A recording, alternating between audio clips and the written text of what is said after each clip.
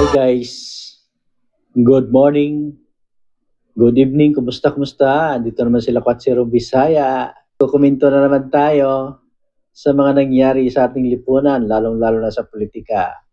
At lalong-lalo na ngayon dahil ito, papanoorin natin parang nilekturan ni Senator Alan Peter Cayetano si Tito Soto at pagsabihan ng katotohanan. Meron nga tayong kasabihan, the truth is hurt, di ba? Guys, sabay-sabay natin panoorin. Opinion, I agree with you, Mr. Senate President. Dapat hindi dapat hindi tinatamaan.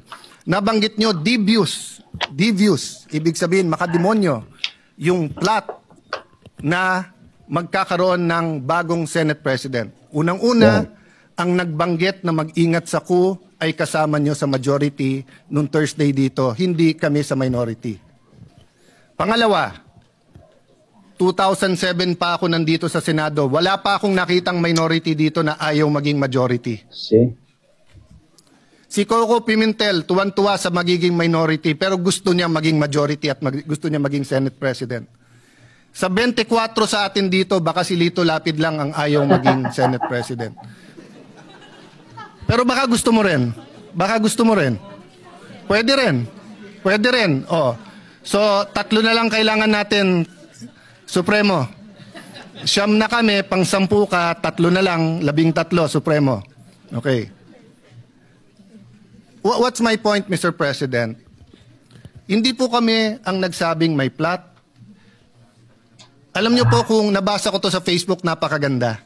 Sabi niya, what is the difference between stupidity and intelligence? Sabi niya, ang intelligence may hangganan. Tama nga naman, wala naman hangganan ang stupidity, di ba? So tanong ko sa inyo, mga kasama ko, sa minority man majority, sinong tanga na magkuku tapos i-announce tapos ilalagay sa Facebook na may numero na sila? Di ba? Wala naman magkuku tapos i-announce tapos sasabihin na meron. Siyempre lahat tayo may supporter, kinikilig yun.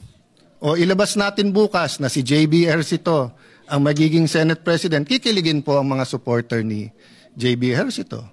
Ilagay po natin na si Jingoy Estrada, kikiligin supporter niya, magagalit naman yung galit sa kanya. So, we respect the majority and your prerogatives, Mr. President, di ba? Wala